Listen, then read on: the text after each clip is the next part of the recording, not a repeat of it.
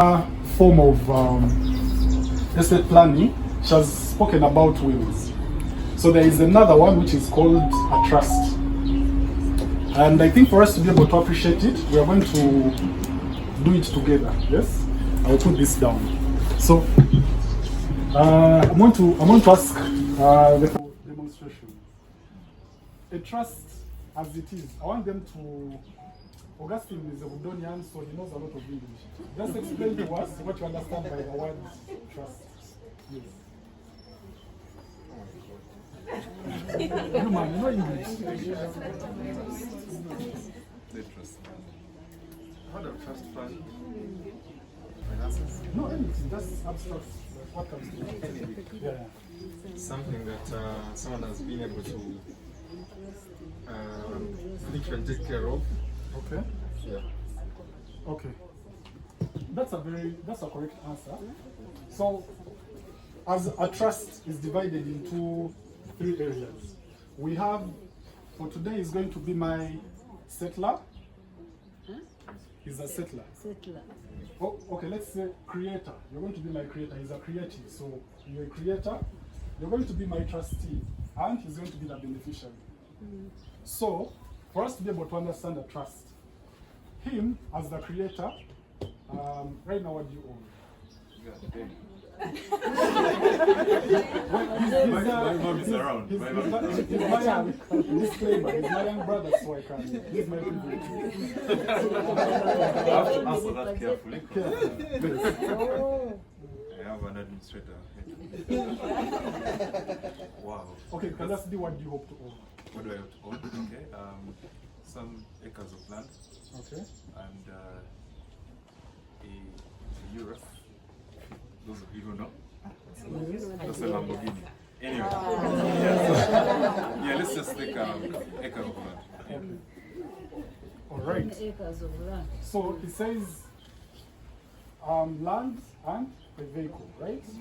So we are going to assume that, Momo, for today we are assuming that this land belongs to Boris. Yeah. And we are not going to Momo is very alert.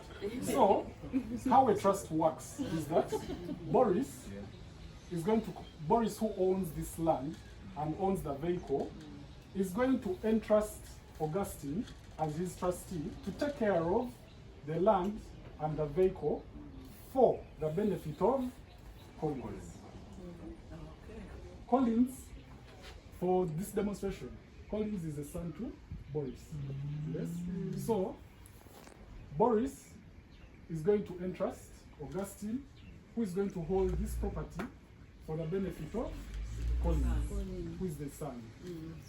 Okay, so now at least we have, That is clear.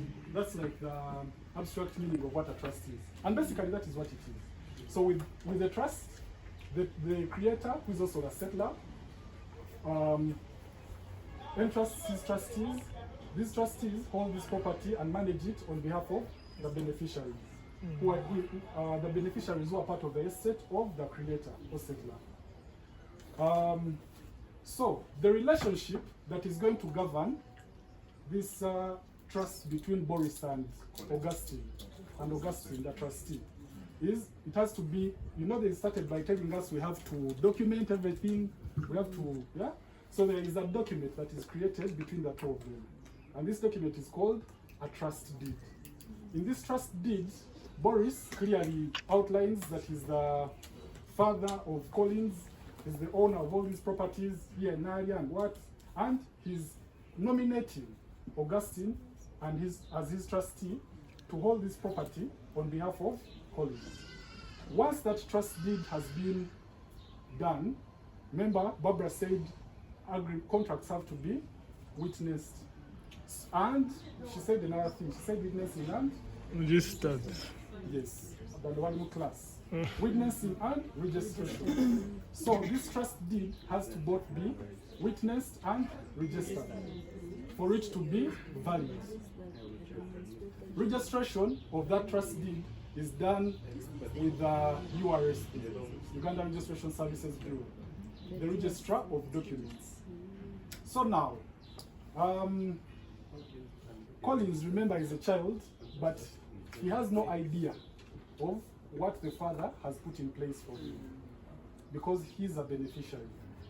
There are instances where you find the creator is also a beneficiary. But you cannot be a creator, you be a trustee, and you also be a beneficiary. Yes? We are still together. Yes. Okay. Now, still using my people here, what we have just done is what we would call a private trust or a family trust for us who are here. Yes? Okay, for now we can listen to it. Now I'm going to go on to the next one. That is we are here, we are about 30, we are about 40. We are about 40 people here. So if Momo says that Trust Hands of Hope is going to create, as a company, is going to create a trust where all her flowers, everything is supposed to be preserved for future generations. So that becomes a public trust. Yes? We are together. Yes. Yeah.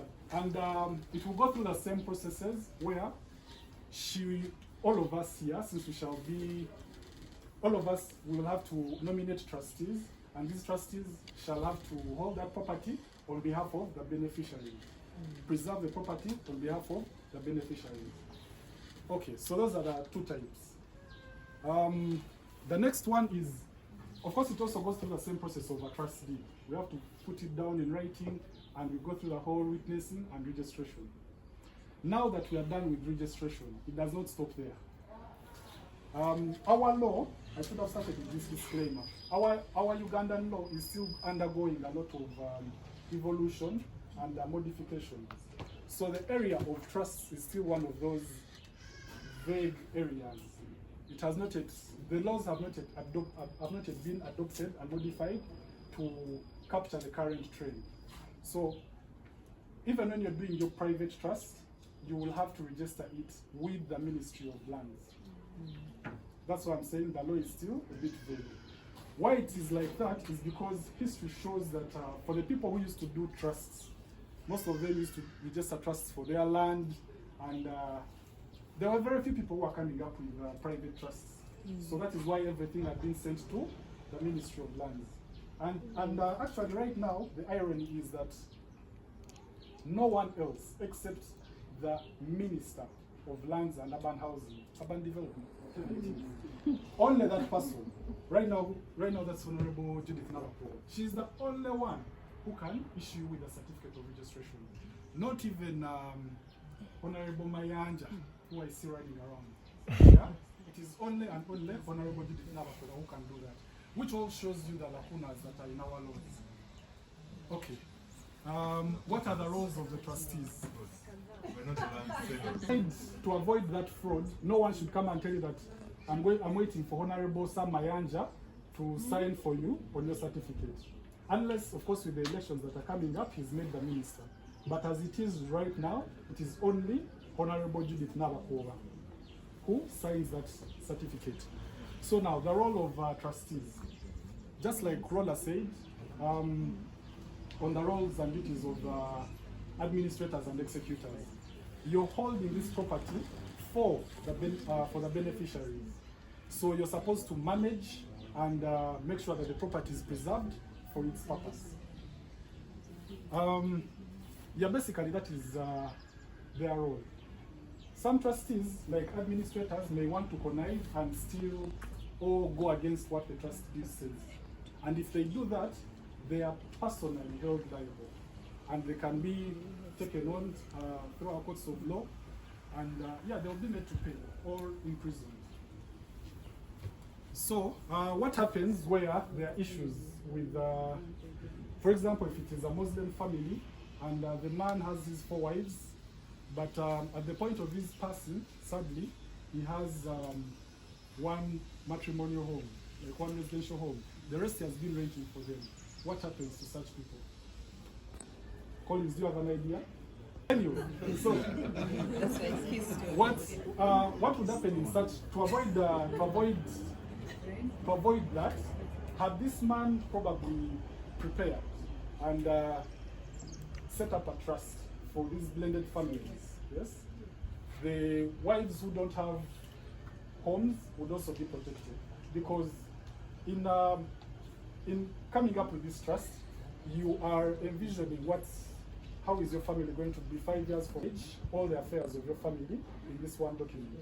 So this man having known that he has 4 wives and he only has 1 house, if he doesn't have a trust, he's going to have fights, because the women, if he doesn't have a trust for a woman, there are going to be issues, because now the women will say, he was also our husband, we want a share in this house.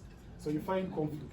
But where there is proper documentation by way of a will or a trust, he will clearly have demonstrated that maybe at the point of death, the house should be sold and each family equally given a share of the proceeds.